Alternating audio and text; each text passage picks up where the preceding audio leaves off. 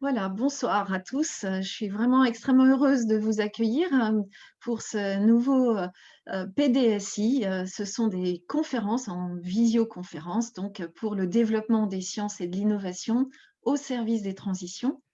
Vous le savez, pour ceux qui maintenant sont des habitués, ces conférences ont lieu tous les mois.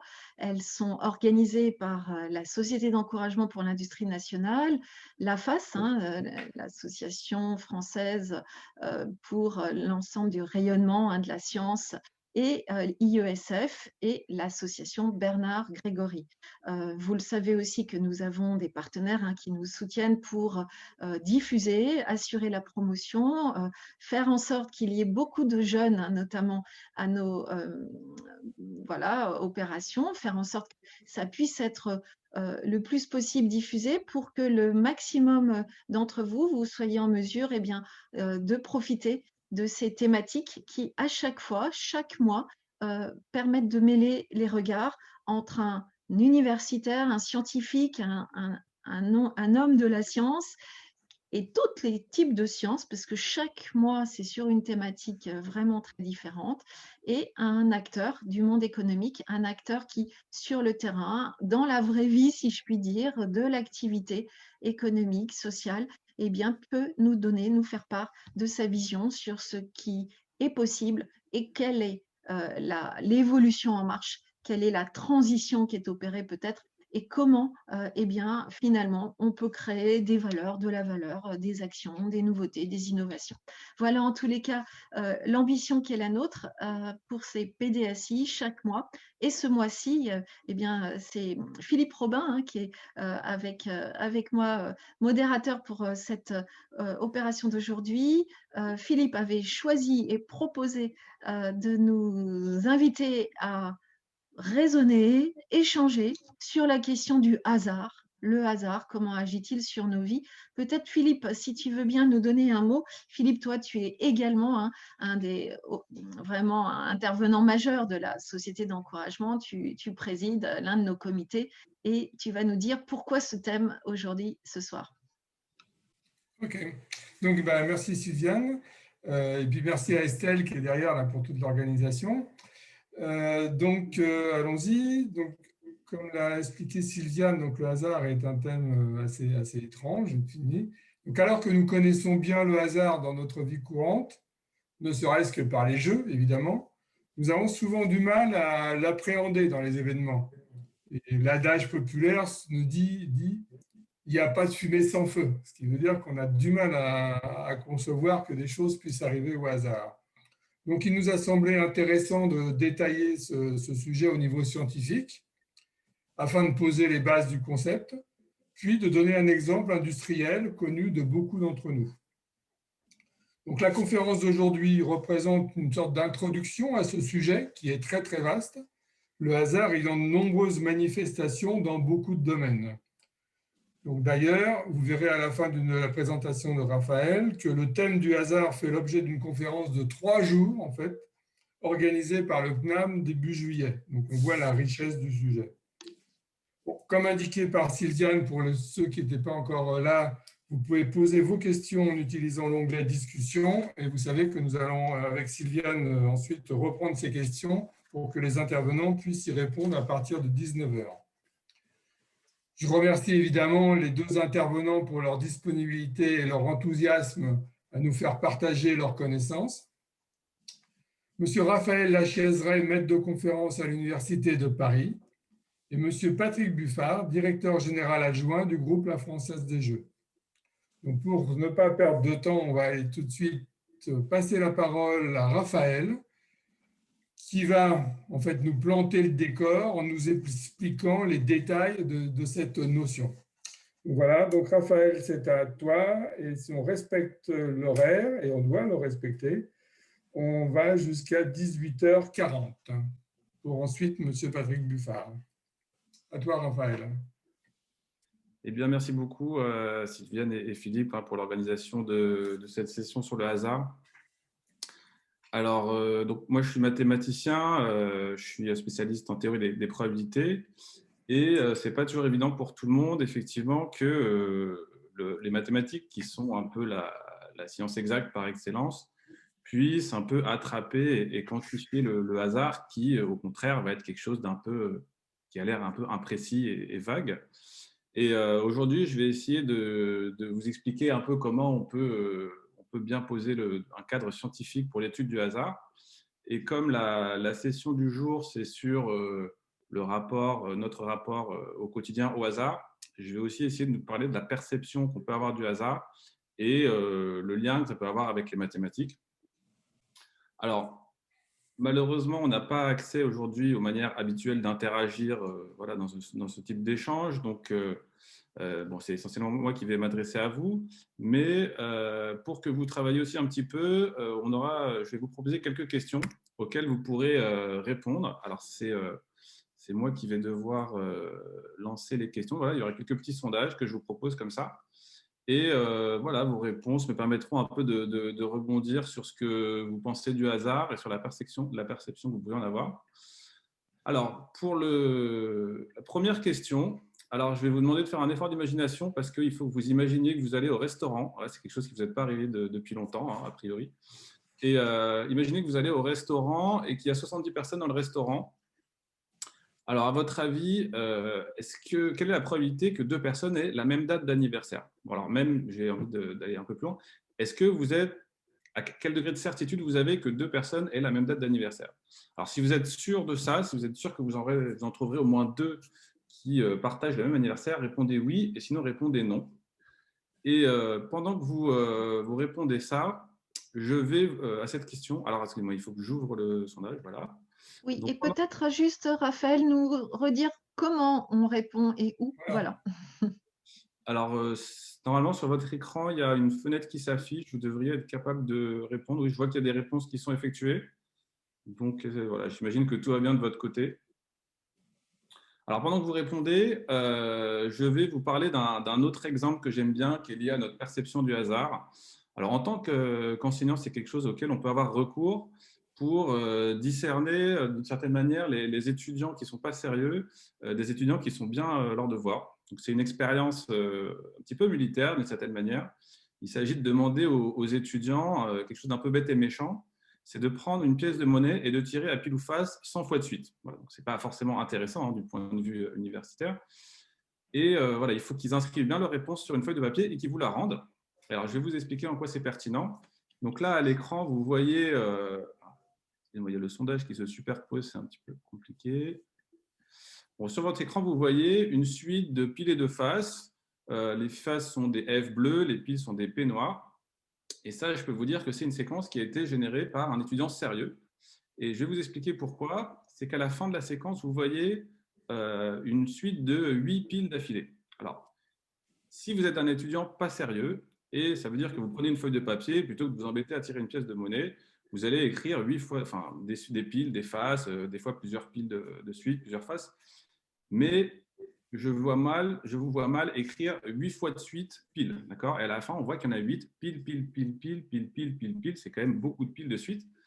Et ça, c'est plutôt quelqu'un qui a sérieusement fait son travail qui va me donner des piles comme ça.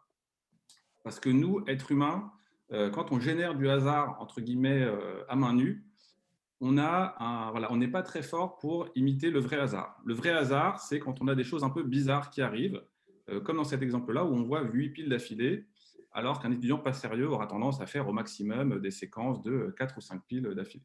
Donc ça, c'est un exemple qui montre que d'une certaine manière, on n'est pas forcément bien outillé, nous, êtres humains, pour bien générer le hasard ou de la manière pour bien percevoir le hasard. C'est-à-dire que c'est un peu la même chose parce que générer du hasard, ça veut dire qu'on va créer du hasard et puis après, notre perception va nous dire si oui ou non ça ressemble à du vrai hasard, entre guillemets.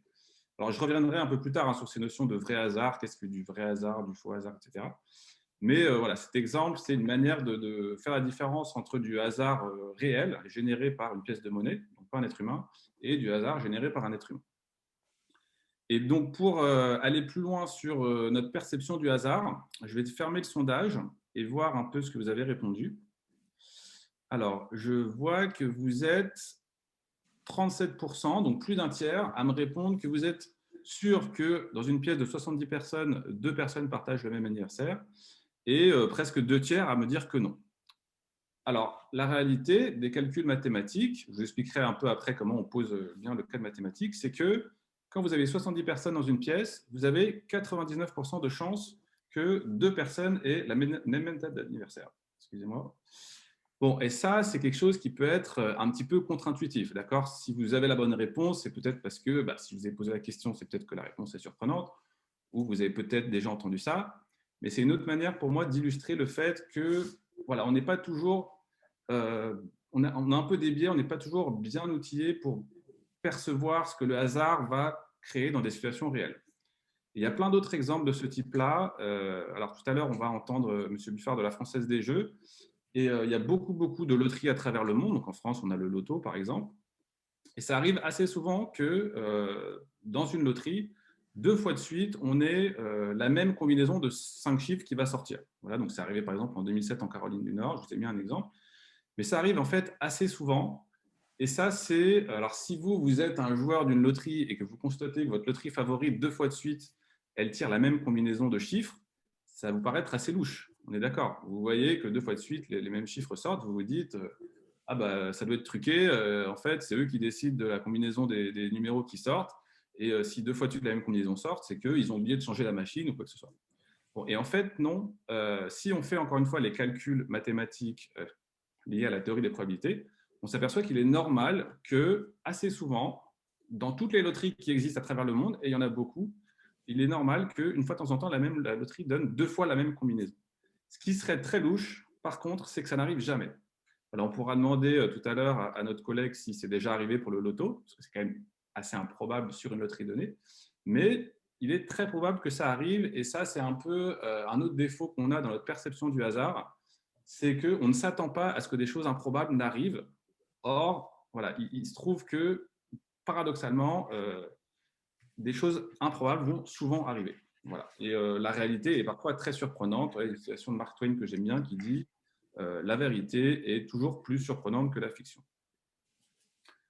Une autre, bon, sans rentrer forcément dans la théorie du complot, il y a pas mal de coïncidences qui ont fait couler énormément d'encre. Et il y en a une qui est assez amusante, c'est la coïncidence entre 2 anciens présidents américains, Abraham Lincoln et John Kennedy.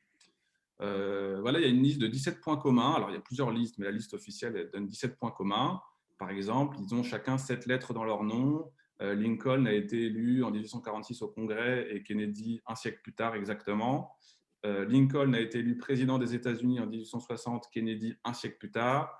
Ils ont tous les deux été assassinés un vendredi par derrière d'une balle dans la tête par un assassin venant du Sud, ayant un patronyme de 15 lettres, etc., etc. Leur successeur est un président dénommé Johnson. Enfin, il y a énormément de points communs et c'est vrai que c'est assez troublant. Et donc, comme en plus Kennedy était un peu lié à l'époque à la mafia, voilà, il y a plein d'histoires qui ont découlé de ces coïncidences. Et donc, j'aimerais bien savoir ce que vous en pensez. Oups. Et donc, voilà, je vous pose la question. Est-ce que, d'après vous, c'est louche que 2 présidents comme ça, américains, partagent autant de points communs? Donc, dire que c'est louche, si on essaye de définir ça un petit peu plus rigoureusement, c'est est-ce que vous pensez que c'est uniquement le hasard qui est à l'œuvre ici, c'est-à-dire que statistiquement, à un moment donné, on va avoir 2 présidents qui vont beaucoup se ressembler, ou est-ce que c'est une autre cause qu'on ne maîtrise pas, les extraterrestres, la mafia, on ne sait pas. Voilà. Est-ce que vous pensez que c'est normal? Est-ce que c'est une coïncidence? Ou est-ce que c'est vraiment quelque chose qui a du sens, qui a une autre signification qu'il faut qu'on découvre par nous-mêmes? Donc voilà, donc tout ça, c'est un peu pour essayer d'étudier un peu notre perception du hasard. Et avant de définir un bon cadre scientifique pour parler du hasard, j'ai envie de parler des différentes sources du hasard qui existent. Et je vais distinguer 2 grandes catégories de sources. Alors, la première, la catégorie qui va le plus m'intéresser, c'est ce que j'appelle le hasard anthropique. Alors, anthropique qui vient du grec anthropos, qui veut dire homme. Donc, le hasard anthropique, c'est le hasard généré par un être humain ou des êtres humains ou des outils créés par les… Pardon, Raphaël, j'ai l'impression qu'on ne voit que le sondage, là, en tout cas, moi, c'est ça. C'est Pardon? bon, tu as bien le partant, on est bien. Oui, non, mais je vais lancer le sondage. Non, mais je ne vois pas l'écran, là, par exemple. Je ne vois pas ton écran. Alors, c'est mon écran, hein, le sondage donné à Ah, mon… d'accord, ok, pardon. Tout va bien, c'est mon écran.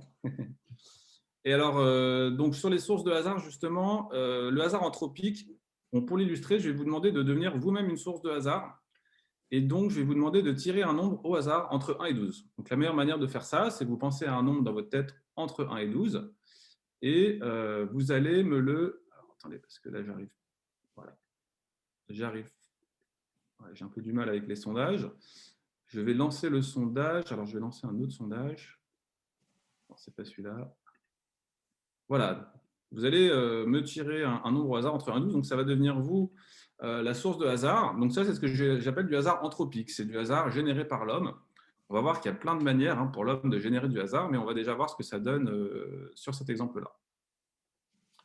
Alors, je vois que le hasard est parti, donc ça veut dire que ça se passe bien de votre côté. Et pendant que vous répondez, je vais parler de l'autre grande source de hasard, le hasard donc non anthropique. Alors, si vous voulez le personnifier, vous pouvez dire que c'est le hasard généré par la nature, tout le hasard, on va dire, qui se génère par lui-même. Et il y en a beaucoup, on peut imaginer la disposition des grains de sable sur une plage, la disposition des arbres dans une forêt. Bon, et en fait, ce qui est intéressant avec le hasard non anthropique, c'est qu'il est vraiment à l'œuvre partout dans tous les phénomènes. Et un exemple vraiment intéressant, c'est le darwinisme, l'évolution des espèces. Et j'aime bien la formulation qui dit que nous descendons du hasard. Et ce, à plusieurs titres. Bon, alors, déjà directement, c'est-à-dire que le darwinisme, pour résumer rapidement le processus, vous avez à un instant donné des espèces, et deux individus d'une espèce qui vont se reproduire, qui vont donner naissance à un autre individu. Et dans le processus de reproduction des espèces, il y a toujours un peu de hasard. Les mutations du code génétique vont arriver au hasard et parfois vont donner naissance à un nouveau trait du nouvel individu qui est ainsi créé. Bon, la plupart de ces nouveaux traits vont être, on va dire, invisibles, ne vont pas avoir de conséquences, au contraire, vont avoir des conséquences néfastes pour celui qui le porte. Mais parfois, un trait va être très intéressant par rapport au milieu dans lequel il a été créé, ce qui va amener l'individu à avoir un avantage sur ses congénères et à donner une nouvelle lignée, une nouvelle espèce. C'est comme ça que les espèces ont évolué, ont donné naissance à de nouvelles espèces. C'est comme ça que l'homme et toutes les autres espèces animales sont arrivées, enfin, si on croit en tout cas la théorie de Darwin. Mais c'est le darwinisme, en fait, c'est une notion qui va beaucoup plus loin que la théorie des espèces. Et c'est aussi, bon, selon certains, ce qui est à l'œuvre dans notre cerveau, dans notre pensée, dans la créativité, la créativité des humains, la manière dont on réfléchit, etc. Parce que, ça de manière, quand on réfléchit, on émet plein de pensées un peu au hasard, de manière consciente ou inconsciente. Il y a seulement certaines de ces pensées qui sont pertinentes, qui vont émerger, qui vont être utilisées, qui vont être sélectionnées par le milieu dans lequel elles arrivent. Donc voilà, le darwinisme et le hasard, c'est vraiment des concepts fondamentaux qui interviennent à tous les niveaux de notre vie, voilà, mais sans que ce soit nous qui en soyons forcément la source. Alors, on va regarder les résultats du sondage. Alors, mettre fin au vote. Donc, on voit que… Alors je ne sais pas si vous… Alors là, vous ne voyez pas les résultats, donc je vais partager les résultats. Donc, alors vous avez choisi voilà, le nombre 1, vous avez pas mal choisi le nombre 1, beaucoup moins les nombres 4 et 5, et puis vous avez beaucoup choisi les nombres 11 et 12. Alors, ce que j'essaie de vous montrer en fait dans ce sondage-là, c'est que l'être humain ne va pas générer un nombre au hasard entre 1 et 12 d'une manière uniforme. Alors, quand je dis uniforme, ça veut dire que toutes les possibilités n'ont pas la même probabilité d'arriver. Par exemple, on voit que le 5 ici est très peu arrivé. Il y a une seule personne qui a mis 5, alors que le 7 ou le 9 arrive beaucoup plus souvent. Si on était des machines extrêmement performantes pour générer du hasard, on aurait un peu la même distribution dans tous les chiffres. Donc, de la même manière que pour percevoir le hasard, on n'est pas très fort, pour générer du hasard, on n'est pas non plus extrêmement… On n'est pas vraiment fait pour ça, en fait. Alors, du coup, pour générer du bon hasard, il faut qu'on se munisse d'outils. Excusez-moi, parce que j'ai un petit problème. Allez, arrêtez le partage, voilà. Il faut qu'on se munisse d'outils pour bien générer le hasard. Alors, un exemple d'outil comme ça, c'est un paquet de cartes. Et alors, pourquoi ça peut être pertinent ? Imaginons que vous soyez à la Française des Jeux, ou plus généralement, donc, vous gérez une salle de jeu ou un casino. Vous avez des croupiers qui vont prendre des paquets de cartes, neufs en général, les mélanger et les distribuer. Et là, vous avez deux problématiques. Premièrement, il faut que vos croupiers mélangent suffisamment bien les paquets de cartes pour qu'à la fin, il n'y ait pas des choses trop bizarres qui se passent dans les jeux que vont recevoir les joueurs. Mais il ne faut pas non plus qu'il passe trop de temps à les mélanger, parce que pour vous, le temps, c'est de l'argent, et donc voilà, il faut tomber sur le bon nombre de fois que vous devez mélanger un paquet de cartes. Et voilà, donc vous avez un outil pour générer du hasard, et là, les mathématiques, la recherche en mathématiques, donc ça, c'est quelque chose qui s'est passé dans les années 80, ce genre de choses, va vous dire combien de fois il faut faire. Donc c'est des choses assez compliquées, c'est de la combinatoire assez compliquée, et on s'est aperçu d'un phénomène assez étonnant à ce sujet, c'est que pour bien mélanger un paquet de cartes, alors je parle du mélange américain, c'est-à-dire comme sur la photo, vous prenez le paquet, vous le divisez en deux parties plus ou moins égales, et puis vous les remettez un peu ensemble au hasard. Donc avec ce type de mélange, il faut mélanger exactement 7 fois le paquet de cartes pour qu'il soit bien mélangé. Quand je dis exactement, il se trouve que si vous le faites 5 fois ou 6 fois, il n'est pas vraiment bien mélangé. Bon, il y a une définition mathématique très précise de ça que je n'ai pas vraiment le temps d'expliquer, mais ça veut dire qu'il faut que, grosso modo, chaque combinaison de 4 cartes ait la même probabilité. Et si vous faites moins que 7, ce n'est pas bon. Et si vous faites plus, en fait, vous le mélangez trop, alors qu'il est déjà mélangé au bout de 7 fois. Donc voilà, quand l'homme se munit d'un outil pour générer du hasard, il a besoin en général des mathématiques pour l'aider à utiliser cet outil pour être sûr de générer du bon hasard. Et quand je dis du bon hasard, c'est qu'effectivement, le paquet de cartes doit être très bien mélangé pour qu'aucune main ne soit favorisée par rapport à une autre. Alors, la réalité d'aujourd'hui, c'est que si vous voulez gagner de l'argent en gérant des jeux d'argent vous-même, c'est plus intéressant pour vous de gérer un site de jeu en ligne parce qu'aujourd'hui, les ordinateurs sont vraiment très performants pour générer du hasard. Donc, je vais vous expliquer très rapidement comment faire un ordinateur pour générer du hasard parce que c'est très intéressant. Ça va nous permettre après de revenir sur le concept même et sur la définition même de hasard. Donc, alors, si vous prenez un ordinateur et vous lui dites donne-moi un chiffre entre 1 et 12, il n'est pas fait pour ça. Il ne peut pas comme ça dire 11 comme ça. Il n'a pas une architecture faite pour ça. Donc, il faut lui expliquer comment faire. Mais même nous, on ne sait pas comment générer du hasard. On n'a pas de programme pour le faire. Donc, voilà comment on procède. On écrit un programme dans l'ordinateur très compliqué qui fait plein de calculs. Alors ça, c'est quelque chose qui est très important dans la recherche fondamentale en informatique ou en mathématiques. Ce programme, quand vous dites à l'ordinateur de générer un nombre au hasard, qu'est-ce qu'il va faire? Il va prendre un nombre, bon, par exemple l'heure, s'il n'a pas d'autre indication, là il est 18 heures quelque chose, donc il prend le nombre 18, il le met dans ce programme très compliqué, donc c'est une moulinette d'une certaine manière, il fait tourner plein d'opérations dessus imprévisibles, même la personne qui a écrit le programme ne doit pas être en mesure de prévoir ce que va donner ce programme, et il nous sort un nouveau nombre, voilà, par exemple le nombre 11. Alors, vous voyez, ce qui est frappant dans ce processus, c'est que le mécanisme à l'œuvre est complètement déterministe. C'est-à-dire qu'à aucun moment, il y a du hasard pur d'une certaine manière qui arrive. Tout est plus ou moins prévisible. C'est pour ça que le nombre en sortie, on ne le qualifie pas de nombre aléatoire, mais plutôt de nombre pseudo-aléatoire. Voilà. Mais c'est la seule manière qu'on ait pour générer efficacement du hasard. Bon, et en réalité, si on génère une grande quantité de nombres aléatoires comme ça, ils seront quasiment indiscernables de ce que nous, les mathématiciens, on appellerait du vrai hasard. C'est-à-dire, si on pouvait imaginer qu'une source de hasard pur existait, il nous donnerait des suites de nombres qui ressembleraient beaucoup, d'un point de vue statistique, aux nombres sortis par un ordinateur. Voilà, j'espère que cet exemple est clair parce que c'est vraiment un exemple important pour bien comprendre la nature profonde du hasard et le hasard auquel on est confronté.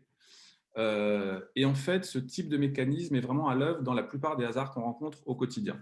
Alors, je vous donne un autre exemple très simple. Vous jetez un dé, bon, a priori, le résultat va être du hasard pour vous. D'accord ? Si le dé tombe sur 6, vous n'étiez pas du tout en mesure de le prévoir avant de lancer le dé. Mais si on imagine qu'il y a un ordinateur muni d'une caméra qui enregistre notre mouvement de la main, dès que le dé est parti de notre main, il va prévoir toutes les rotations que le dé va effectuer dans l'espace, tous les rebonds, il va faire des calculs, il va prévoir tous les rebonds du dé sur la table, il va prévoir en une fraction de seconde que le résultat du dé est 6. Donc, quelque part, ce mouvement n'est pas du tout aléatoire. Et malheureusement, ou heureusement, je ne sais pas, c'est la même chose de tous les processus que l'on qualifie d'aléatoires dans notre vie. Alors, aléatoire, pour moi, ça veut dire au hasard, ça va être des synonymes.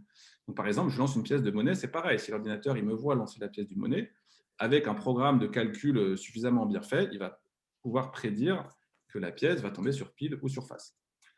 Et en fait, si je reviens à ce qui a causé, par exemple, le jet du dé ou de la pièce de monnaie, c'est le mouvement de ma main, qui lui-même a été causé par une impulsion électrique dans mon bras, qui lui-même a été causé par une impulsion électrique dans mon cerveau, qui lui-même a été causé par autre chose qui s'est passé dans mon cerveau ou dans mon champ de vision. Enfin, en fait, si on remonte la chaîne d'événements, ce sont que des événements complètement déterministes. À aucun moment, on ne voit du hasard pur, entre guillemets, arriver. Ce sont en fait comme une chaîne de dominos qui se font tomber les uns les autres. Un événement entraîne un autre événement, puis un autre événement, et ainsi de suite. Donc, tous les processus que l'on observe, y compris ceux qui nous ont l'air d'être complètement aléatoires, comme le jet de dés ou à la disposition des grains de sable sur une plage, en fait, c'est des grains de sable qui s'empilent d'une manière complètement mécanique, il n'y a rien de vraiment aléatoire dedans. Tous ces phénomènes sont des suites comme ça de dominos qui s'entraînent les uns les autres et qui sont complètement déterministes. Et si on avait des ordinateurs suffisamment puissants, on pourrait tout calculer. C'est-à-dire qu'en connaissant l'état du monde à un instant donné, on dirait à notre ordinateur, bah voilà, tu connais l'état du monde maintenant, calcule-nous tout ce qui va se passer dans le futur, et avec un programme suffisamment bien fait, il pourrait tout prévoir. Donc ça, en fait, c'est une idée qui remonte au XVIIIe siècle. C'est Laplace qui l'a formulée en premier. Et d'ailleurs, ce super ordinateur, il n'a pas eu besoin d'invention des ordinateurs pour le formuler. On appelle ça le démon de Laplace. Ce serait un petit démon qui, étant donné l'état du monde à un instant donné, pourrait prévoir tout ce qui va se passer dans le futur. Bon, et dans cette vision des choses, il n'existe malheureusement pas de hasard. D'accord ? Tout est déterminé. Alors, ce qu'on peut essayer de faire pour essayer de débusquer du hasard là-dedans, c'est de remonter à l'origine de la chaîne infinie de dominos. On appelle ça une chaîne causale, d'accord ? Chaque événement est la cause de l'événement suivant. Et ce qui se passe quand on remonte un peu ces chaînes causales, c'est qu'on va tomber sur de l'infiniment petit. C'est-à-dire qu'on des électrons, des neurones vont émettre des impulsions, etc. Et ce qui se passe vraiment dans la génération du hasard, c'est ce qui se passe dans l'infiniment petit, au niveau microscopique. Et là, on arrive dans le domaine de la physique quantique. Les seuls domaines où on ne peut pas vraiment observer mécaniquement ce qui se passe devant nos yeux, c'est l'infiniment petit.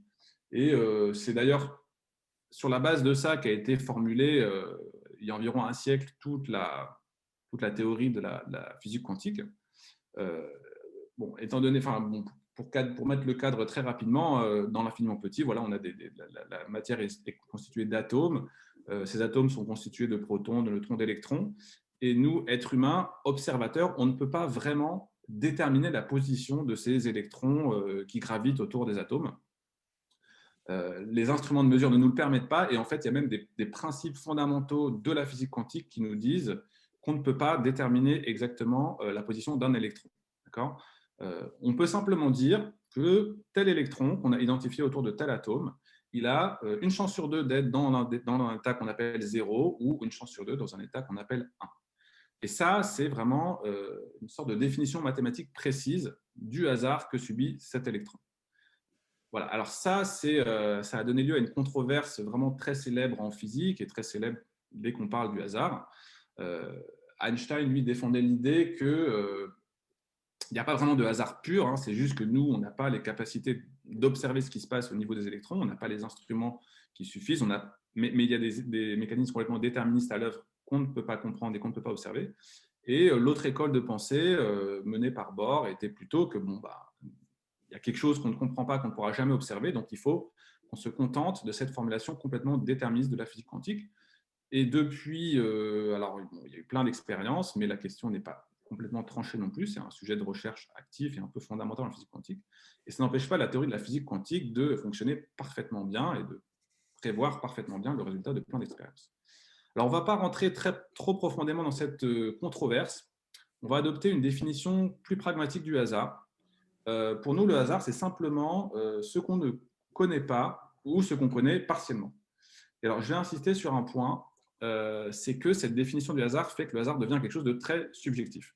Alors, c'est une différence avec les électrons. S'il y a du hasard pur dans la position d'un électron, il est pur pour tout le monde. L'électron, sa position est inconnue pour tout le monde. Alors que le hasard qu'on va devoir modéliser dans une situation expérimentale ou dans un cas de mathématiques, c'est quelque chose de subjectif.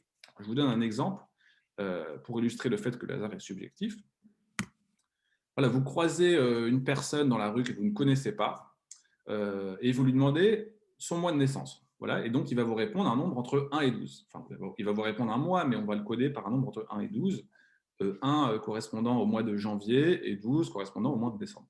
Bon, pour vous, la réponse qu'il va vous donner est complètement aléatoire. Vous ne pouvez pas à l'avance prédire qu'il va vous répondre 3, par exemple. D'accord ? Donc, pour vous, en tant que expérimentateur qui effectue une expérience aléatoire, vous n'êtes pas du tout en mesure de prévoir le résultat. Donc, pour vous, c'est de l'aléatoire, c'est du hasard. Pour lui, par contre, ce n'est pas du tout aléatoire. Lui, il connaît très bien son mois de naissance. Donc, vous voyez que ce hasard-là, qui est effectivement du hasard pour vous, il est complètement subjectif. Alors, ça va me permettre de vous expliquer un peu comment, en tant que mathématicien, on va quantifier le hasard. Donc, par rapport un peu à ce que je vous disais au début, que le hasard est quelque chose de très de vague a priori, mais on peut quand même essayer de le quantifier avec les mathématiques. Alors, le mois de naissance d'un individu, a priori, c'est un nombre qui a autant de chances d'être 1, enfin de tomber sur 1 que sur 2, que sur 3 ou sur 12. Donc, en tant que mathématicien, on va représenter ça avec un diagramme en bâton. Et on va assigner un bâton de même hauteur pour chaque éventualité. C'est-à-dire que pour tous les nombres entre 1 et 12, on va assigner une hauteur de 1/12e, ce qui veut dire que chaque mois a une probabilité de 1 sur 12 de sortir. Donc voilà, ça c'est notre manière mathématique de décrire l'aléatoire qui existe dans le mois de naissance d'un individu inconnu. Mais il y a plein d'autres manières de tirer un nombre au hasard entre 1 et 12. Donc, par exemple, vous tirez 2 dés et vous faites la somme des 2 dés. Vous vous retrouvez avec un nombre entre 1 et 12, enfin plus précisément entre 2 et 12. Et là, si vous faites le même diagramme, c'est-à-dire que vous faites un diagramme en bâton, on appelle ça un histogramme, et que vous mettez pour la hauteur vous mettez un bâton sur chaque éventualité, entre 2 et 12, et vous mettez comme hauteur du bâton la probabilité d'avoir cette éventualité-là, vous aurez un diagramme qui n'a pas du tout la même tête. D'accord ? Le chiffre 12, il a une probabilité très faible de sortir, parce que pour qu'il sorte, il faut que vous fassiez 2 fois 6, et la probabilité de faire 2 fois 6, c'est 1/6 fois 1/6, c'est donc 1 sur 36. On est bien en dessous du 1/12e qu'on avait dans l'exemple précédent. Au contraire, pour faire 6 ou 7, vous avez beaucoup plus de chances de faire 6 ou 7. C'est pour ça que dans votre histogramme, les 2 barres du milieu sont beaucoup plus hautes que les 2 barres sur les côtés. Donc, la manière mathématique de décrire le hasard, c'est comme ça de faire des histogrammes pour décrire la connaissance qu'on a priori d'une situation aléatoire. Donc, quand vous êtes face à une situation aléatoire où toutes les éventualités sont uniformes, donc ce qu'on appelle du hasard uniforme, vous avez un diagramme en bâton complètement plat, toutes les barres ont la même hauteur. Quand vous êtes face à la somme de 2D, vous avez un diagramme plutôt pyramidal qui va vous décrire cette autre forme de hasard. Et en fait, vous avez des possibilités infinies pour décrire une situation aléatoire pour tirer un nombre entre 1 et 12. Okay, une autre possibilité, c'est on prend un être humain au hasard, on lui demande de tirer un nombre entre 1 et 12, et vous pouvez se retrouver avec quelque chose qui n'a rien à voir avec ces deux distributions. On a vu tout à l'heure, quand vous avez tiré un nombre entre 1 et 12, on a vu une distribution où le 5 apparaissait très peu, le 10 apparaissait très peu, le 7 avait une plus grande probabilité, etc. Donc voilà, il y a plein de manières de tirer un nombre entre 1 et 12, et les mathématiques nous donnent un histogramme qui décrit chaque manière de tirer un nombre entre 1 et 12. Voilà, donc ça, c'est un peu pour une situation simple. Quand vous êtes mathématicien et que vous êtes confronté à un hasard, la première chose que vous allez faire, c'est d'essayer de le décrire mathématiquement comme ça et de bien poser toutes les distributions que vous avez a priori sur ce qui va se passer. Alors, quand on fait comme ça, quand on essaie de décrire scientifiquement un phénomène aléatoire, la règle numéro 1, c'est de bien définir le cadre mathématique, c'est-à-dire l'histogramme auquel on va être confronté dans notre expérience aléatoire, avant que le hasard ne survienne. D'accord ? Alors, je ne sais pas si vous avez déjà entendu ça, mais j'ai déjà vu parfois un calcul un peu absurde qui est le calcul de la probabilité de l'existence d'un être humain. Alors, les gens qui font ça, ils commencent à calculer la probabilité que le Big Bang existe, puis que la Voie lactée existe, puis que le Soleil existe, etc. Bon, et on arrive à des probabilités de 1 sur des milliards de milliards de milliards.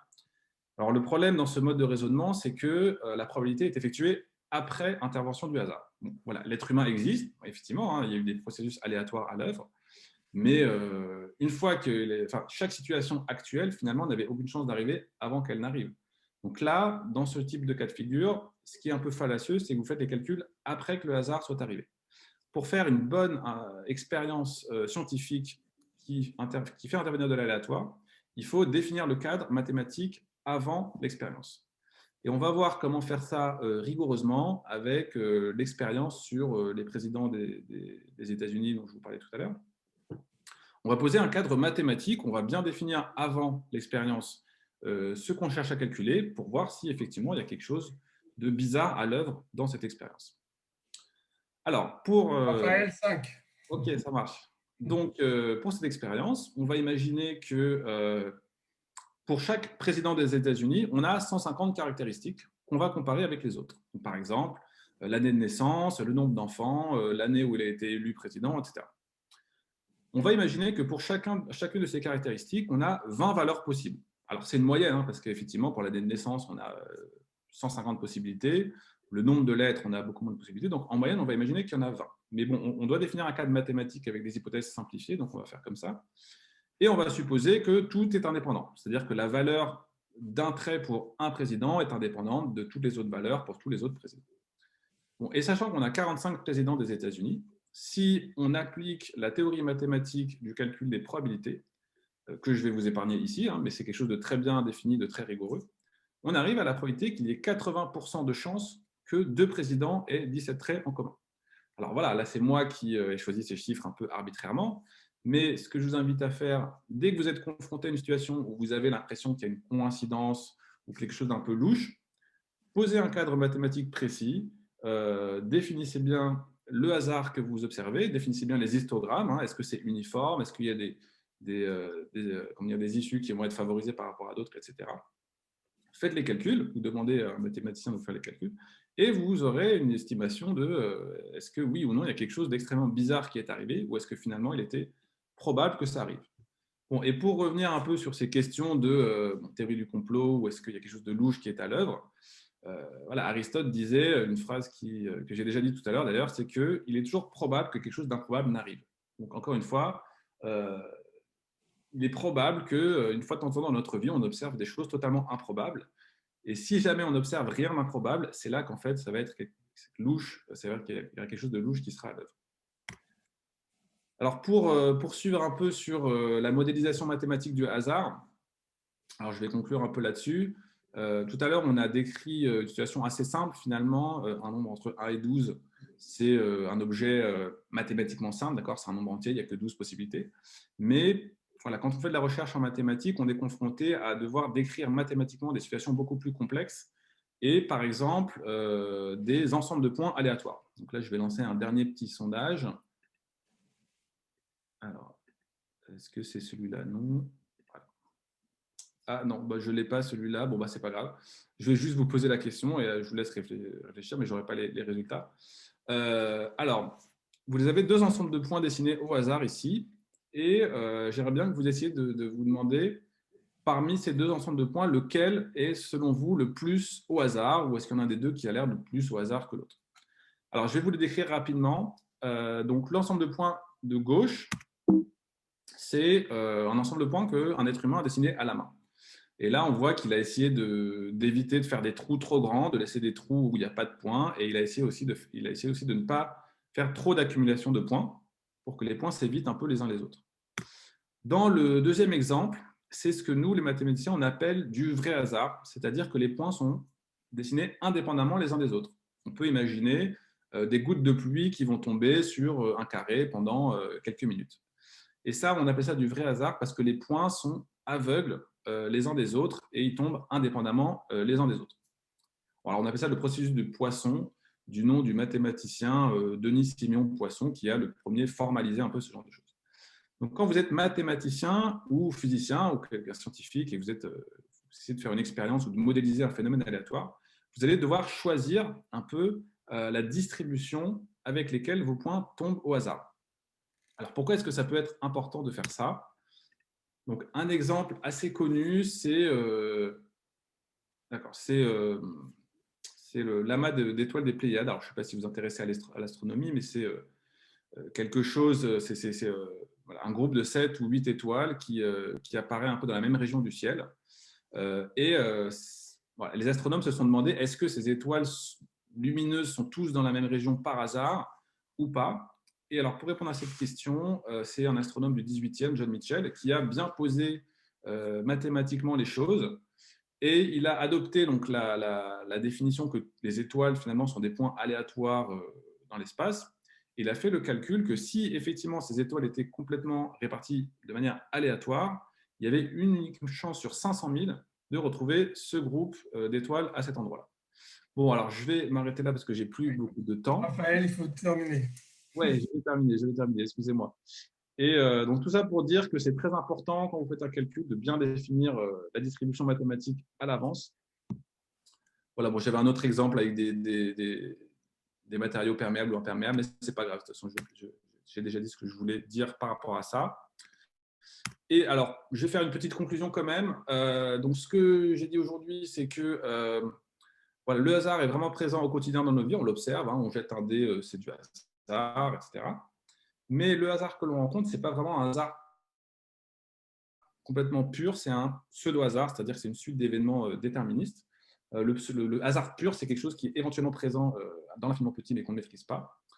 Et dans notre perception du hasard, on a une vision souvent un peu biaisée des choses, c'est-à-dire que ça va être assez difficile pour nous, sans outils, de bien percevoir ou bien générer du hasard.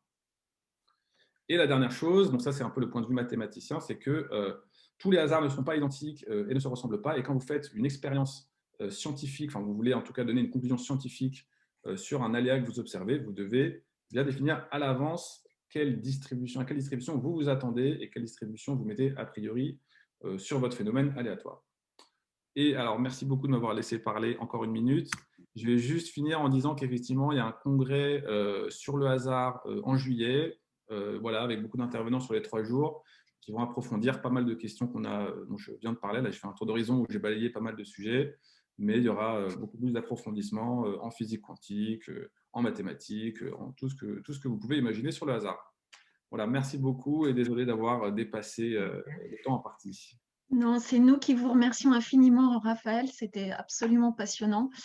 Vous dire qu'évidemment, nous allons poursuivre avec vous la discussion dans quelques minutes, hein, mais pour le moment, si vous le voulez bien, je vais proposer donc à Patrick Buffard de poursuivre et de nous faire part de ses réactions avec une autre vision, peut-être, hein, la vision d'un homme qui est un manager dans des grands groupes, après avoir été je crois, à l'ambassade de France au Caire pour engager votre carrière étant diplômé de l'ESSEC. Hein. Vous êtes entré chez Danone, vous avez passé une dizaine d'années dans ce grand groupe international.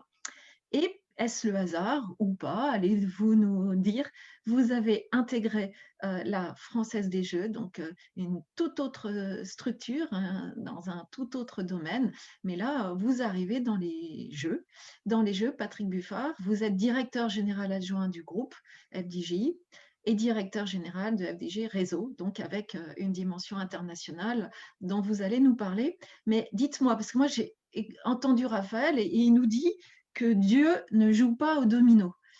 Alors, l'État et la FDJ, qu'est-ce qu'elle fait? Bonjour à toutes, bonjour à tous. Vous m'entendez bien? Très bien. C'est très bien, d'accord. Merci effectivement donc Sylviane et Philippe de me donner la parole. Alors, je ne suis pas arrivé par hasard à la FDJ parce qu'en fait, je suis arrivé à la FDJ dans un contexte très particulier qui était l'ouverture du marché des jeux en ligne en 2010. Donc, pour préparer, on va dire, cette ouverture du marché des jeux en ligne. Ce que je voulais juste, effectivement, c'est brosser en quelques minutes comment une loterie, finalement, gère le hasard pour les joueurs et comment, finalement, ça peut avoir un impact sur son activité. Alors, peut-être une petite remarque au départ sur le lien que les Français entretiennent avec le hasard. On l'a dit, finalement, tous les numéros du loto ont autant de chances de sortir à chaque tirage. Et pourtant, surtout, certains joueurs, on va dire certains numéros sont plus joués par les Français que d'autres en raison de leur caractère symbolique. Ce qu'il faut bien avoir en tête, c'est que face au hasard, qui est finalement quelque chose d'assez difficile à définir, qui paraît impénétrable, les joueurs et surtout les joueurs réguliers, c'est-à-dire ceux qui jouent chaque semaine au loto ou à l'euro million, vont essayer de construire une forme de sens. Et donc, plus on est un joueur régulier, plus on va avoir tendance à choisir des numéros fétiches. Assez naturellement, dans la culture française, le 7 et le 13 sont parmi les numéros les plus joués. Mais on va aussi jouer sa date de naissance, sa plaque d'immatriculation, ou éventuellement le numéro on va dire, de gène code de la bouteille d'eau ou de la bouteille de lait qu'on peut avoir devant soi. Donc, chacun essaie de trouver finalement un sens, voilà, dans le choix des numéros, alors que finalement, aucun numéro n'a plus de chances de sortir que l'autre. Donc ça, c'était le premier préambule finalement qui permet d'identifier le rapport que les Français ont au hasard. Après, ce que j'ai voulu effectivement expliciter, c'est la première gamme de jeux que l'on a, qui sont les jeux de tirage, où là, bien sûr, on est lorsqu'on parle du loto et de l'euro-million, on est dans des jeux avec des jackpots importants, puisque loto, le jackpot démarre à 2 millions d'euros et peut monter jusqu'à 32 millions d'euros. Et sur euro-million, il démarre à 17 millions d'euros avec un plafond aujourd'hui qui est à 220 millions d'euros maximum. Sur le loto, FDJ va réaliser 156 tirages par an. Sur l'euro-million, 104 tirages par an. Avec un principe essentiel qu'on doit respecter, c'est l'égalité des chances. Une règle absolue à respecter, en tout cas on essaie. Alors j'ai bien entendu effectivement les commentaires sur le pseudo-hasard, le hasard. Mais là, en l'occurrence, c'est un hasard qu'on essaie de respecter et qui est déclenché, puisque effectivement, il y a bien une cause au départ. Et c'est bien donc ce que le rôle de FDJ doit être de gérer ce hasard. Et puis un enjeu fondamental, si on veut, on va dire, maintenir la confiance qui est au cœur finalement du contrat qu'une loterie a avec ses joueurs, c'est la sécurité des tirages. Alors, si on en vient maintenant, slide suivant, donc au tirage, ce qu'il faut savoir, c'est que d'abord, c'est un savoir-faire français. Le tirage de l'euro-million est réalisé en France pour toute l'Europe, et ça depuis la création de l'euro-million en 2004. D'abord parce que la Française des Jeux était à l'origine de la création de l'euro-million, et aussi parce que, je le disais, c'est un savoir-faire français. Les fabricants de matériel de tirage, donc les sphères, comme vous pouvez le voir sur l'écran, les boules de tirage, sont français, avec une expérience de plus de 70 ans, et ont des clients dans le monde entier. Je vais citer juste le nom d'une entreprise qui s'appelle Rio Cato, qui fait, alors c'est pas la FDJ, mais qui produit ces machines de tirage et qui va fournir les loteries européennes, mais aussi les loteries américaines. Donc, voilà, un savoir-faire historique français qui est lié au fait que la France est un des pays où on a créé, on va dire, l'activité de loterie depuis le plus, on va dire, voilà, on est un historique assez important. Alors, même avant l'historique de la Française des Jeux, puisque la Française des Jeux a été créée en 1933, mais il y a eu auparavant la loterie royale, donc sous un régime, et puis des loteries caritatives au 19e siècle. Donc, un savoir-faire français avec des tirages qui sont extrêmement sécurisés. On peut passer à la slide suivante. Alors, comment on sécurise ces tirages? D'abord, en fait, on a des matériels, sphères et boules, qui sont sécurisés au sens où tout est sous clé et qu'on fait régulièrement auditer par Veritas. Après, il y a un point qui est sensible, qui est les boules, pour pas qu'il y ait des boules qui soient subtilisées, qu'il n'y ait pas une boule plus lourde que l'autre.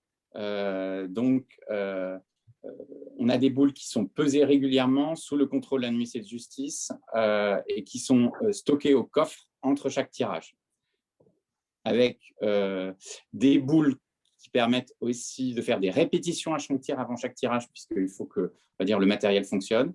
Donc, il y a une particularité que vous voyez sur l'écran, c'est que quand on est sur des boules de tirage, il y a toujours une croix sur la boule pour ne pas le confondre avec les boules classiques. Donc là, vous êtes sur effectivement une sphère qui fonctionne en répétition. C'est pour ça que vous avez le 11 avec à côté une croix. On est bien sur des boules de répétition qui ne sont pas les boules officielles. Et ça permet de vérifier que la machine fonctionne, parce qu'on reste sur un principe mécanique. Voilà. On peut passer au slide suivant. Alors, des tirages qui sont sécurisés, d'abord avec un processus qui est finalement fondé sur un rituel qui est assez immuable, c'est-à-dire qu'on va brasser les boules dans la sphère avec effectivement un mouvement mécanique donc mouvement mécanique pour certains types de sphères ou on va dire envoi d'air comprimé pour d'autres. Et puis, on a un processus de tirage qui est certifié ISO 9001, un tirage qui est filmé en direct, et tout le long du tirage, on va dire, dès que les boules quittent le coffre, jusqu'à effectivement au tirage et la fin du tirage et la promulgation des résultats, la préséance d'un huissier de justice. Voilà.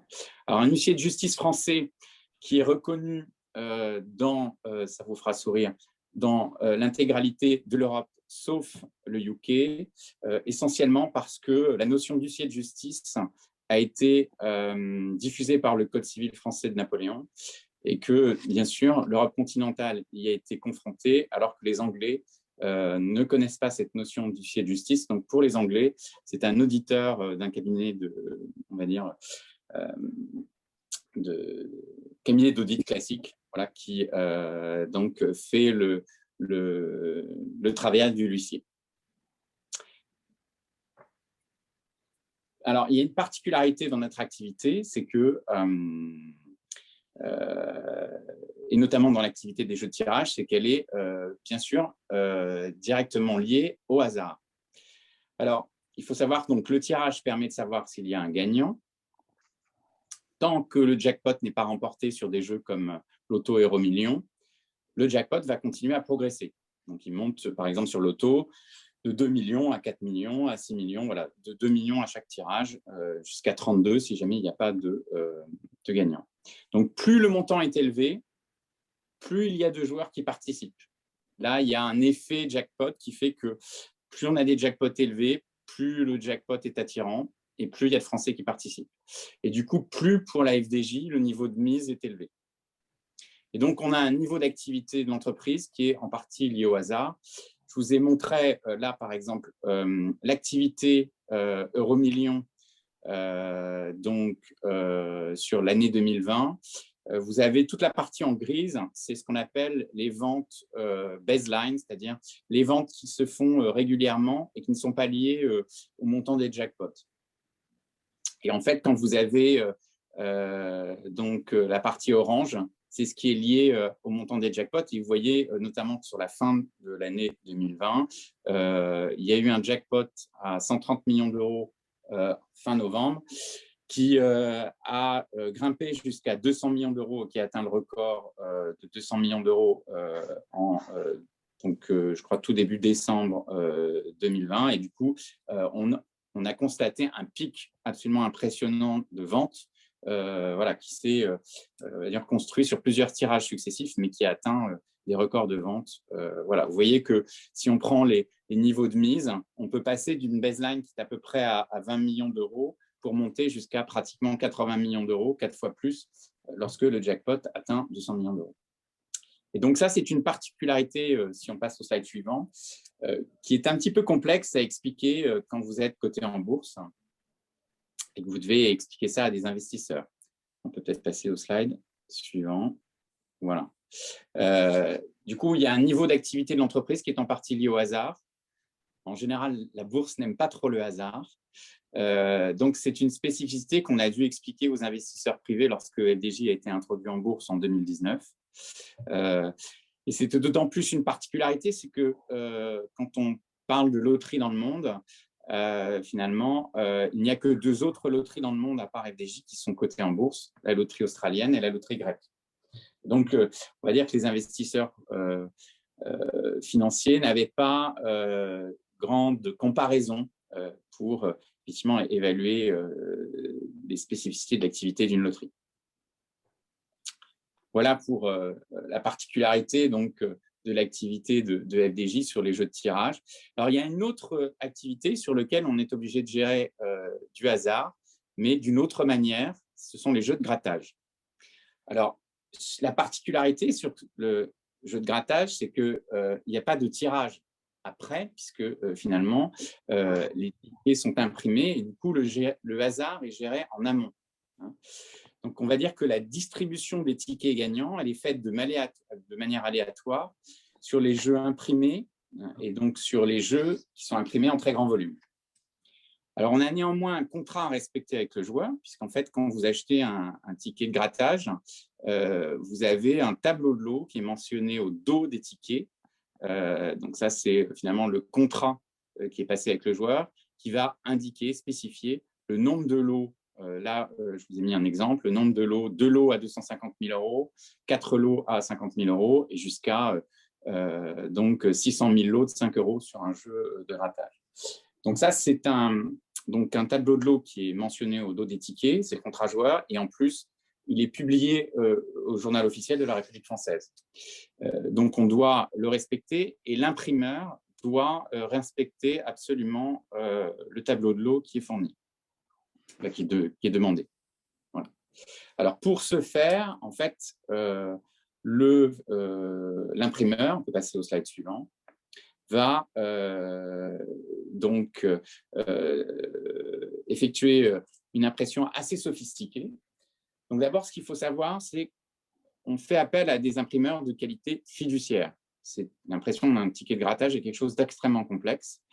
Vous voyez, je vous ai cité les 2 grands fabricants mondiaux aujourd'hui, que sont Pollard Banknote Limited et Scientific Games.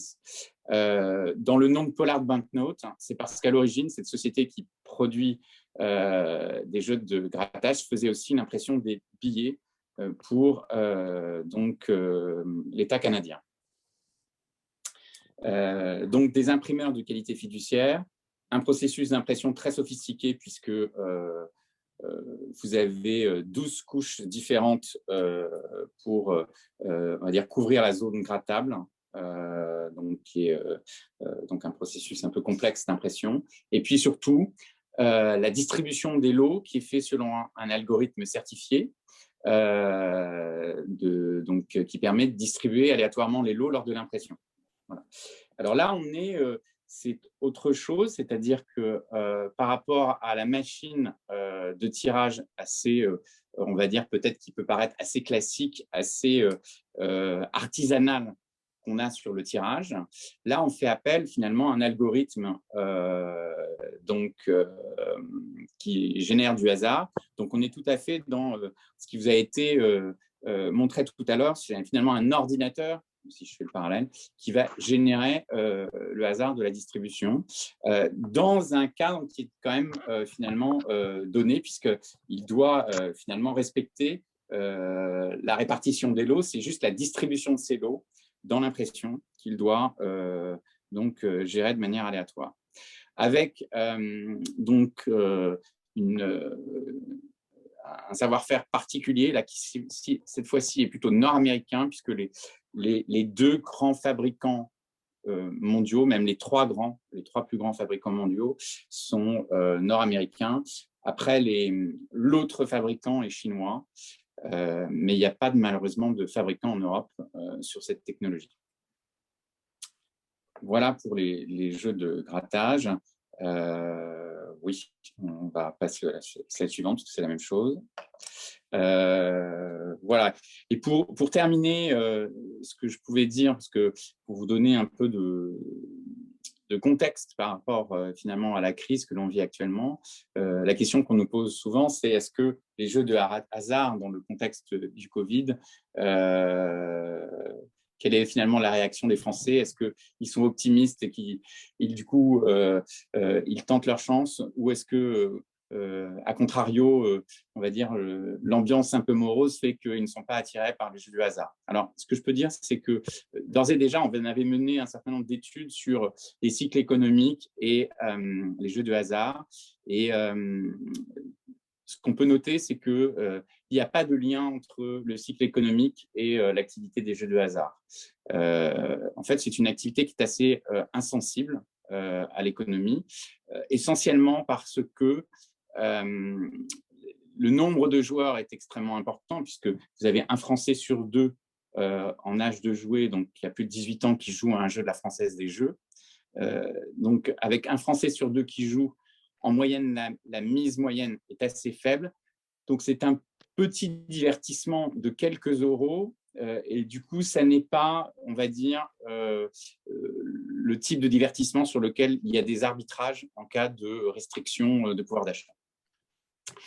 Après, on peut se poser la question du contexte Covid. Ce qu'on a pu constater en 2020, c'est que finalement, en dehors du premier confinement 2020 qui a été particulier, parce que là, on va dire, les gens sont quasiment peu sortis de chez eux et qu'on a eu évidemment un impact sur l'activité assez significatif. Mais en dehors de ça, de ce phénomène très particulier du premier confinement, l'activité fonctionne insensiblement des confinements assez, on va dire, qui ont pu suivre. Voilà, avec néanmoins, alors comme dans tous les secteurs, voilà, une accélération de la croissance du digital aux dépens du réseau de points de vente, puisque on a aujourd'hui 15% des points de vente fermés, essentiellement des bars, qui n'ont pas l'autorisation d'ouvrir pour les questions que vous connaissez, donc de restrictions sanitaires. Voilà, j'en ai terminé. Je ne sais pas si je suis dans les temps. Je vous remercie en tout cas de votre attention et j'espère que ça vous aura intéressé. Et je suis donc prêt à répondre aux questions s'il y en a. Il y en a beaucoup, Patrick. Il y en a beaucoup sur le chat. Et merci à vous tous pour votre participation. Ce que je souhaiterais peut-être, c'est proposer tout simplement à vous, Raphaël, regardez ce qui a été indiqué sur le chat.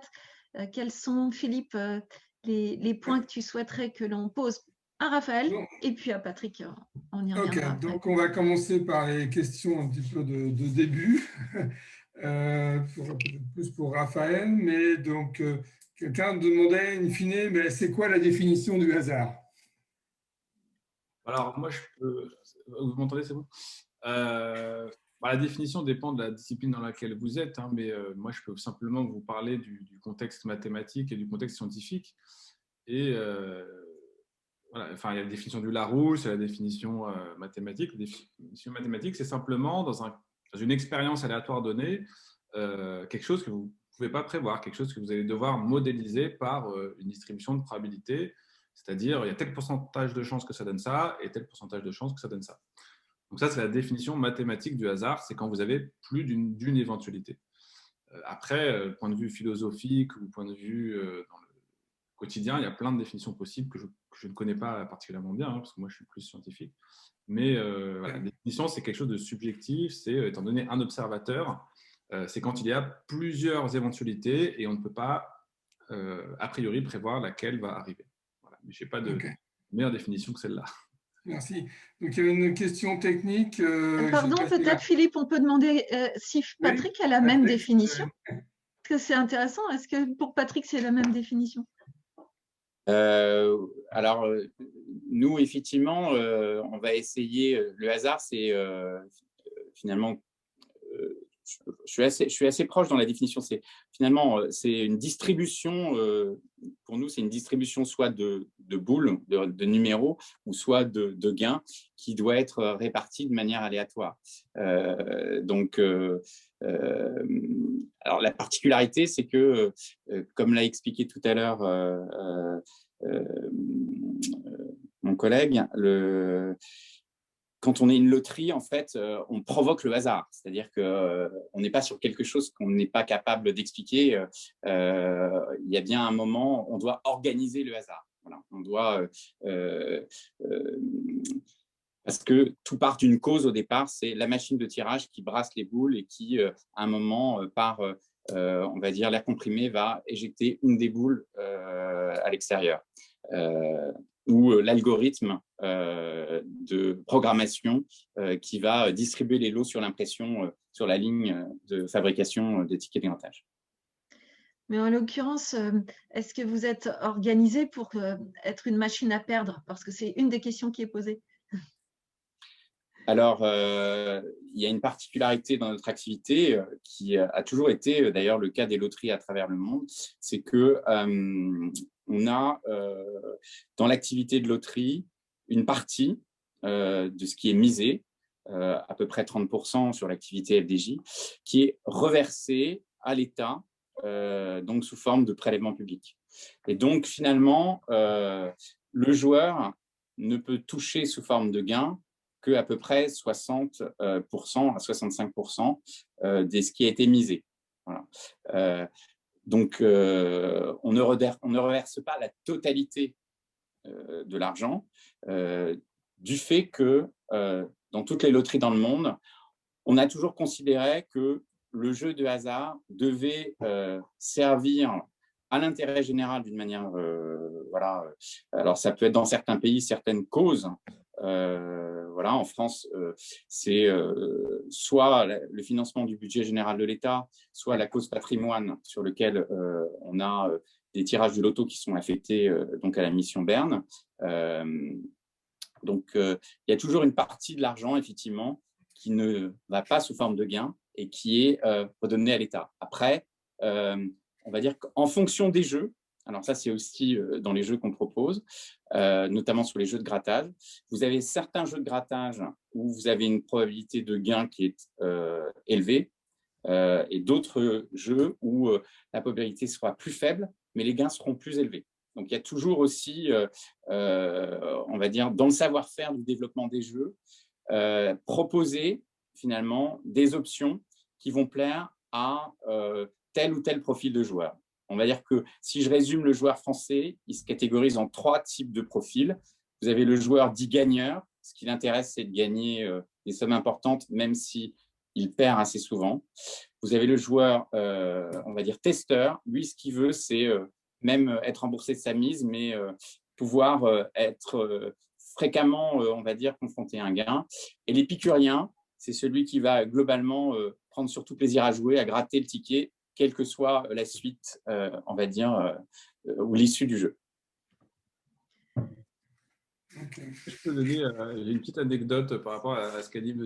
Buffard qui est amusante. C'est, je crois, dans les premières loteries organisées par l'État français, il y a une fois où ils se sont trompés un peu dans leurs calculs et la loterie était bénéficiaire pour les joueurs. Et il y a certains joueurs qui s'en sont aperçus, et notamment l'écrivain Voltaire, voilà, qui a été mis au courant, je crois, par un de ses amis. Et donc, l'État français a mis un peu de temps avant s'en apercevoir. Donc, ça lui a permis, je crois, d'amasser une certaine somme d'argent avant que voilà, les pendules soient remises à l'heure et que la loterie soit remise dans une logique voilà, de prélèvement de la part de l'État. Mais voilà, je ne sais pas dans quelle catégorie, du coup, vous classez les gens comme Voltaire qui achètent une grande quantité de billets quand ils s'aperçoivent que la loterie est biaisée dans le mauvais sens. Mais bon, je crois que ça n'arrive plus trop souvent de nos jours.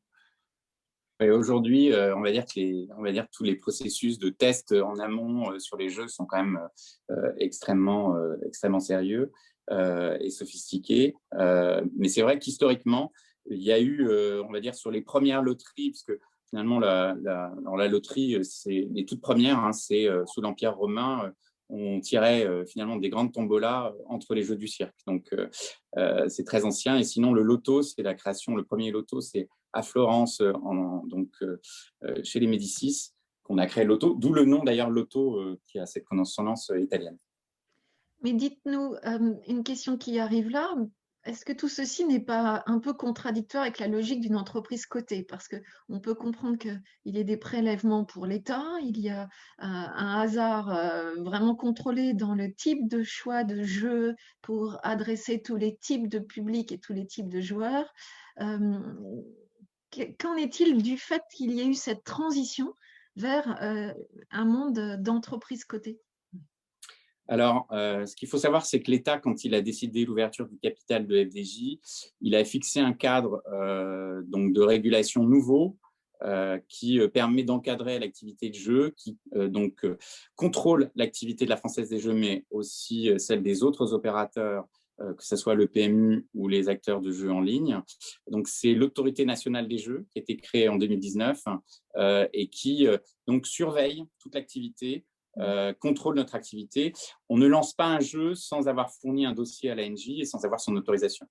Donc, l'État a mis en place ce cadre de régulation pour s'assurer que, on va dire, les missions d'ordre public qui nous sont confiées, puisqu'on a un certain nombre de missions qui sont de canaliser le jeu dans un circuit contrôlé, qui sont de lutter contre le jeu des mineurs, lutter contre le jeu excessif. lutter contre la fraude et le blanchiment d'argent aussi. Donc, toutes ces missions, elles nous sont dévolues, mais on a une autorité de contrôle qui vérifie on va dire qu'en entreprise privée, même si l'État est encore actionnaire, on respecte bien ce qui est demandé par nos statuts et par l'État.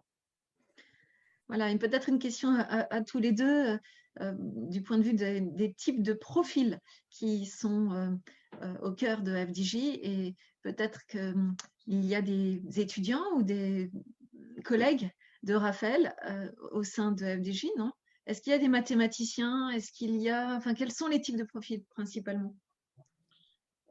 Alors, il n'y a pas de mathématiciens au sein de l'entreprise spécifiquement. En revanche, on fait appel à des mathématiciens en externe. Voilà. Donc, on a effectivement, pour tout ce qui est calcul de probabilité, pour tout ce qui est mesure du risque, voilà, on fait doubler, on va dire, un peu de savoir-faire interne, mais on va doubler tout par des expertises externes. Voilà.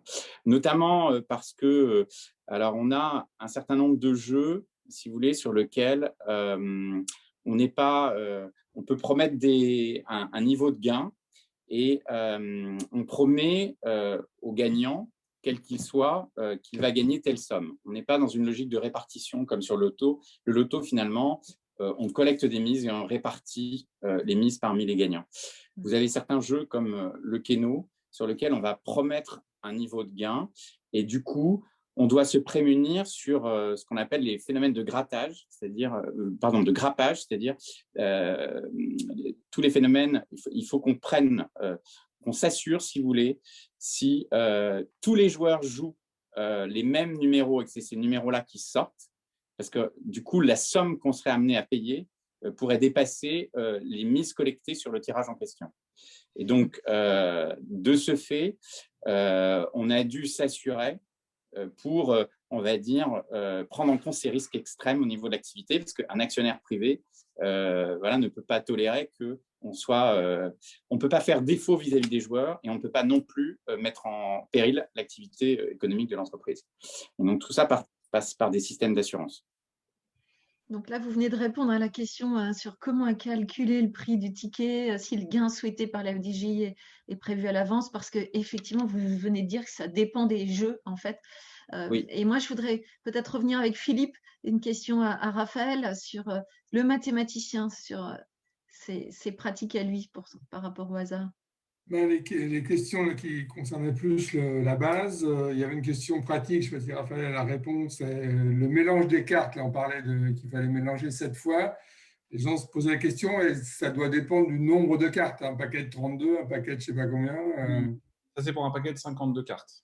C'était pour un paquet de 52 cartes. D'accord. J'avoue que je n'ai pas la réponse pour 32. Fatalement, ça va être moins que 7, mais je n'ai pas la réponse exacte. D'accord. Il y avait une autre personne qui se demandait, mais alors de façon très pratique, on connaît les problèmes de virus, de contamination. Connaissant un petit peu tous les paramètres qu'on connaît aujourd'hui, est-il possible de calculer la probabilité entre guillemets, d'être contaminé quand on va dans une réunion où il y a 10 personnes? Bon, alors là, on arrive sur des questions qui sont plus d'ordre de la médecine, hein, mais bon, en fait, quand les autorités sanitaires prennent des décisions, c'est quand même sur la base de modèles mathématiques. Et bon, comme on dit, tous les modèles sont faux, mais certains modèles sont utiles. Ce qui veut dire qu'ils doivent simplifier la réalité de la population, parce qu'une population, c'est quelque chose de très compliqué.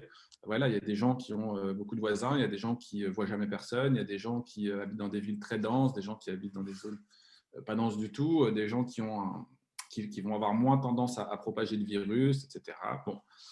Donc, les modèles mathématiques vont être très simples, c'est-à-dire que voilà, tous les gens vont être représentés par des points qui jouent tous le même rôle. Et après, on va introduire de l'aléa en disant que, en moyenne, chaque point va rencontrer, enfin, chaque humain, chaque individu va rencontrer 3 autres individus dans sa journée, etc., etc. Et donc, pour prévoir un peu la propagation du virus, il faut avoir un modèle, alors compliqué, parce que la réalité est compliquée, donc il faut avoir un modèle qui s'approche un peu de la réalité, donc pour prendre en compte un peu les différences d'environnement de chaque individu, mais pas trop compliqué non plus pour qu'on puisse faire des calculs dessus. Hein, si on pouvait coder l'entièreté de la population française dans un ordinateur et faire une simulation, on le ferait. Malheureusement, c'est beaucoup trop complexe comme situation.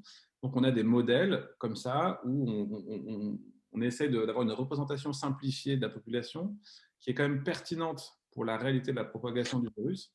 Et à partir de ce modèle, on peut dire, bon, ben voilà, si les choses continuent comme elles sont, demain, on aura 10 000 cas de plus, après-demain, on en aura 20 000. Donc, il faut modifier telle ou telle chose dans le modèle et donc dans la vraie population pour simplifier, ralentir la propagation du virus. Donc, voilà comment on fonctionne d'un point de vue scientifique. C'est un modèle, une situation simplifiée sur laquelle on fait des simulations pour essayer de prédire justement combien de personnes vont être infectées dans les prochains jours ou dans les prochaines semaines. Ok, une question également de base qui a déjà été expliquée, c'est in fine la génération du hasard par l'ordinateur. Vous avez dit que c'est, en fait, on prend l'heure, donc il y a quelqu'un qui prend l'heure. Est-ce que c'est quelqu'un qui a fait, entre guillemets, qui travaille avec le programme et puis qui se dit, tiens, j'appuie sur OK, et c'est ça qui détermine l'heure? Ou est-ce que, comment cette heure, parce qu'en fait, cette heure, après, on peut faire n'importe quel calcul, on aura toujours le même résultat. Oui, alors le principe que je n'ai pas expliqué, c'est que la première fois, si vous voulez, que le programme est lancé, pour qu'effectivement le résultat soit imprévisible, il faut qu'il prenne, on appelle ça une graine un peu en informatique, il faut qu'il parte d'un nom, il faut qu'il parte d'un endroit. Donc l'heure, c'est un bon exemple, mais ça, il va faire ça uniquement la première fois. Et ce qui est malin, c'est que donc il va faire ça, il va sortir un nombre aléatoire, donc j'avais mis par exemple 11 sur mes slides. La deuxième fois, qu'est-ce qu'il va prendre comme base de départ? Il va prendre 11 et il va recommencer. Et comme ça, il y a une chaîne infinie et à chaque fois, ce sera un nouveau résultat. Bon, alors, j'ai mis des chiffres assez simples, hein, comme 18 et 11. En réalité, c'est des chiffres avec, des nombres avec beaucoup de chiffres après la virgule. Voilà, 18, blablabla avec 10 chiffres après la virgule, puis 11 avec 10 chiffres après la virgule. Bon, sinon, on tombe sur des cycles, hein, parce que ça fait 18, puis 11, puis 3, puis 2, puis 11, et on recommence 3, 2, 11, 3, 2, 11. Donc, en réalité, les chiffres, on va dire, avalés et recrachés par le programme ont beaucoup de décimales pour être sûr qu'on ne tombe pas dans des cycles totalement prévisibles là-dedans. Mais le truc malin, c'est que dès qu'il tourne, la fois suivante où il va tourner, il va prendre comme graine le dernier résultat qu'il a eu. Parce qu'effectivement, s'il prend toujours le même résultat, il va te donner toujours le même nombre aléatoire, qui sera du coup plus du tout aléatoire. Je ne sais pas si j'ai bien compris. Ok, on a à peu près compris. Je suis resté, Sylviane, sur des questions là, de base avant de repartir sur des questions Oui. un peu plus Moi, complexes. j'en lis quelques-unes. J'en lis une ou deux Patrick, il y a qui… deux questions de base très simples. Enfin, quelle est la précision du poids des boules? Ou quel poids elles font? À quelle précision?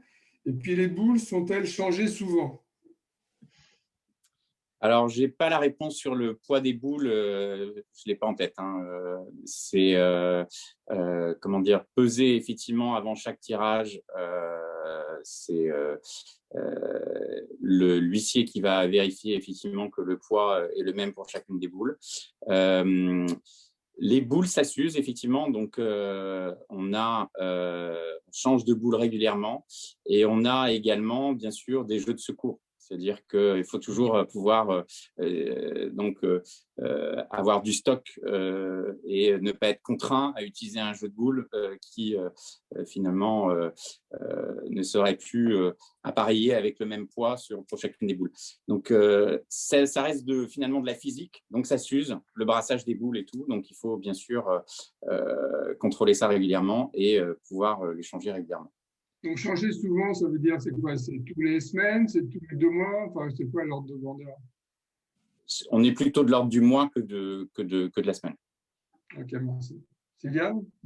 Oui, là, je vois une question qui intéresse le contexte un petit peu à la fois politique et institutionnel. On parle beaucoup du tirage au sort pour la représentation démocratique. Et effectivement, la Convention citoyenne en a été un exemple récent.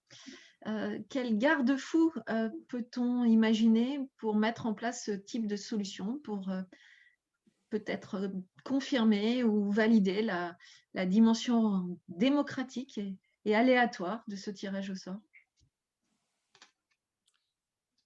Alors, c'était par rapport… Oui, je vais laisser… C'était sur la représentation, vous voulez dire, au niveau politique? Non, je crois que la question était simple, c'était de dire, on dit, voilà, en fait, des gens tirés au sort peuvent-ils représenter, entre guillemets, leur comparse, hein, puisque c'était Ah, ça l'idée. Bon, je laisserai Raphaël répondre directement, mais la réponse, elle est évidemment non, c'est impossible de tirer au sort, puisque Raphaël a bien montré que si on tire au sort, on a des agrégats, et donc on n'a aucune chance d'avoir une représentativité de tous les corps de métier, les hommes, les femmes, et ainsi de suite. On va tomber sur des... Bon, je laisse Raphaël commenter. Et d'ailleurs, ça n'a pas été tiré au sort, bien évidemment.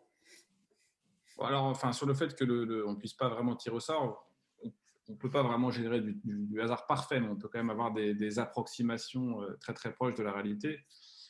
Après, oui, pour avoir quelque chose de représentatif, alors ça a un nom, hein, ce genre de processus, ça s'appelle un scrutin stococrastique, voilà, de la racine stochastique, comme dans aléatoire.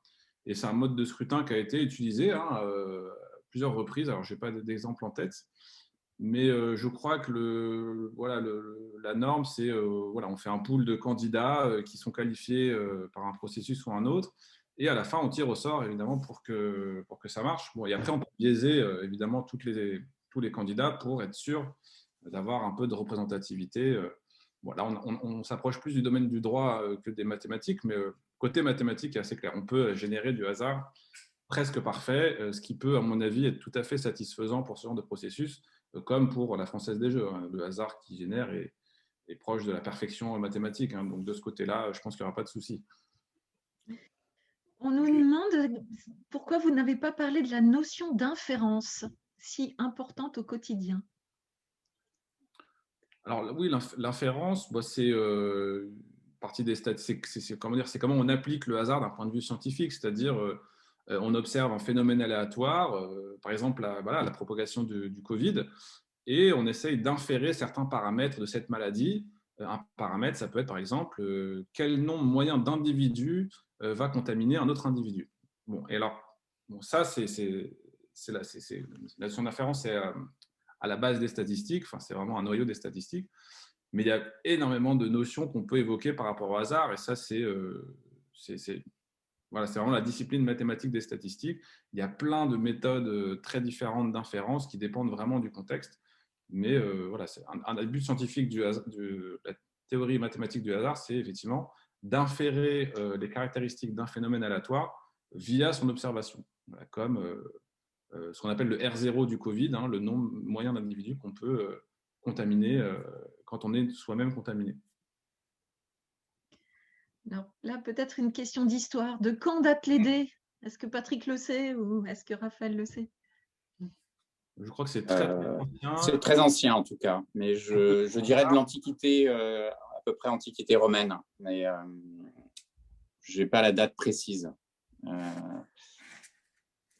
Mais je pense effectivement Antiquité sans trop de soucis.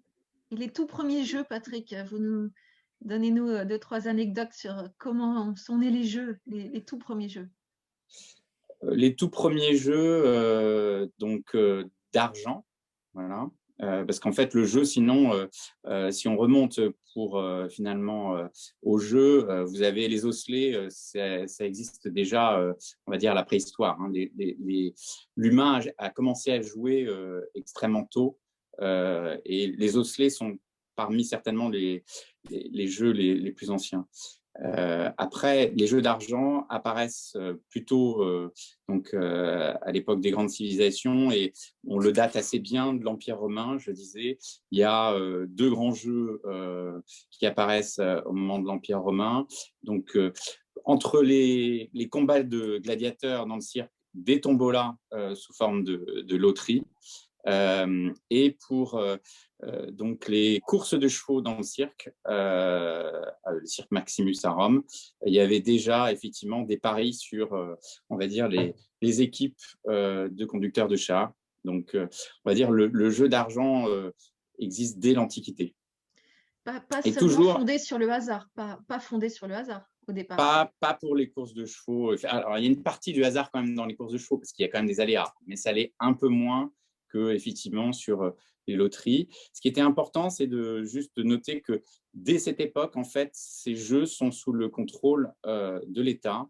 C'est-à-dire que c'est l'empereur à Rome qui, on va dire, et ses services qui géraient la tombola dans le cirque. Voilà. Il n'y avait pas enfin, il y avait une volonté de s'assurer que les jeux n'étaient pas truqués, et du coup, l'autorité publique voulait absolument avoir un droit de regard sur ce qui se passait. Et pour l'avenir, comment voyez-vous un peu, peut-être que vous allez nous donner quelques orientations de prospective des jeux de hasard. Est-ce que vous comptez d'abord et avant tout sur les jeux de hasard pour développer la Française des jeux, ou est-ce qu'il y a d'autres genres de jeux qui vous intéressent davantage?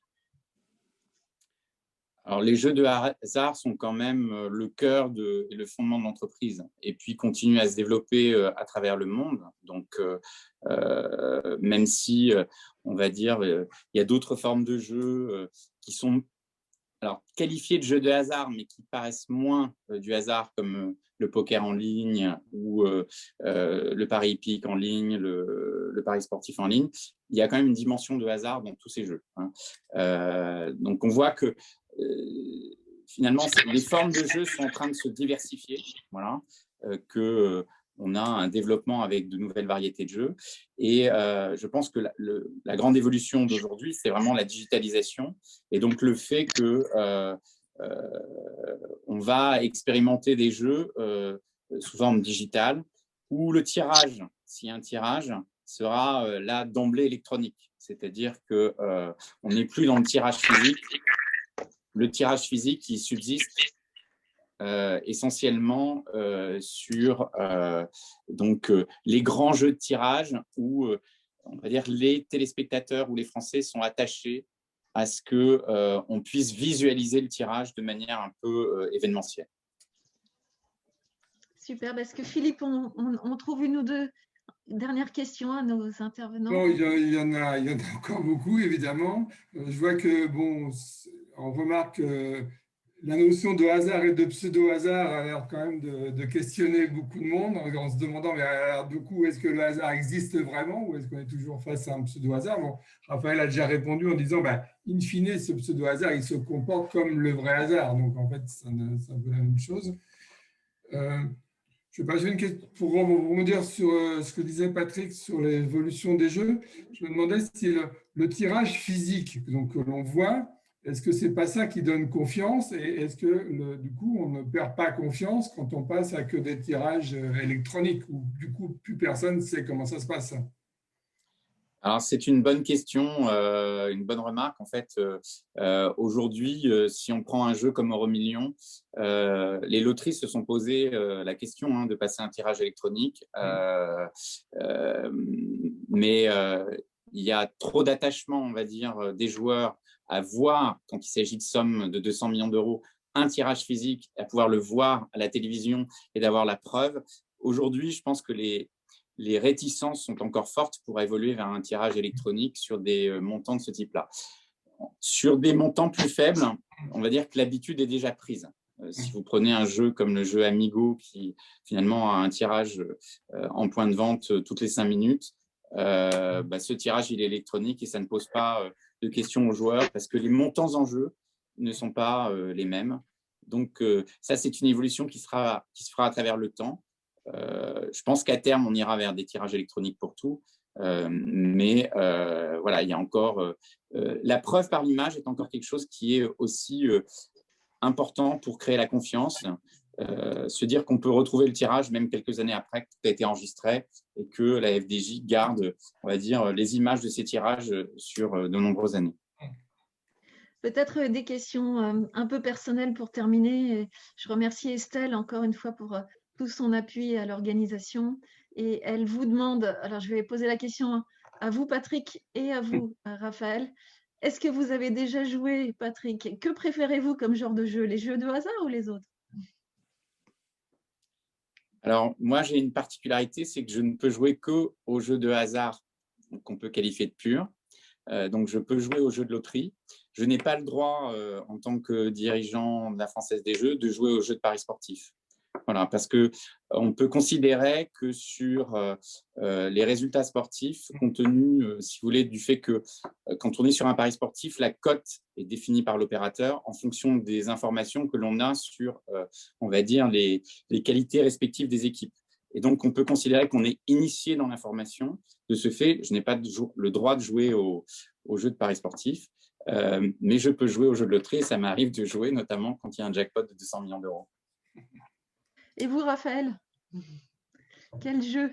Est-ce que vous jouez au hasard ou pas du tout? Les mathématiques vous suffisent? Non, j'ai déjà joué un peu dans un cadre familial pour le petit frisson d'adrénaline. Moi, je suis plutôt épicurien, comme disait M. Buffard, sur cet aspect-là.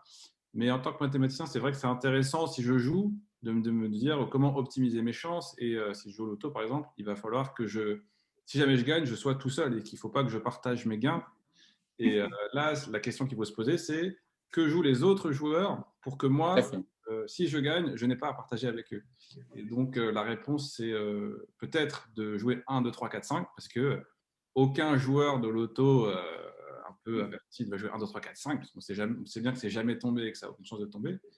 Mais le problème, c'est que si je fais ça et que je vais raconter ça à mon collègue mathématicien le lendemain, malheureusement, il va me dire que lui, il a joué la même chose. Et donc, du coup, la stratégie tombe complètement à l'eau. Et vous dévoilez tout. Voilà. Alors, pardon, mais je crois que malheureusement, il est déjà l'heure de se quitter. Et je voulais infiniment vous remercier tous les deux, hein, Raphaël, Patrick, et vous tous participants de cette soirée, de cet échange. Moi, j'ai adoré, j'ai trouvé ça absolument passionnant sur des sujets que j'avoue que je connais mal. Merci Philippe, hein, merci pour ta préparation et vraiment cette modération superbe. Je voulais vous donner rendez-vous maintenant à tous, pour ceux qui le souhaitent. Hein. Continuez à vous inscrire, vous allez recevoir nos invitations et la prochaine fois, ce sera le 20 mai prochain. Donc, cette fois-ci sur un thème encore une fois totalement différent. On va s'intéresser aux innovations des polymères, l'avenir des plastiques. Dans quel monde allons-nous et de quelle façon la recherche, l'innovation et les entreprises travaillent ce sujet-là et innovent. Voilà, merci à vous tous, un excellent fin de journée et à très très bientôt, avec plaisir en tous les cas. À bientôt. Merci à tous. Merci à toutes. Merci.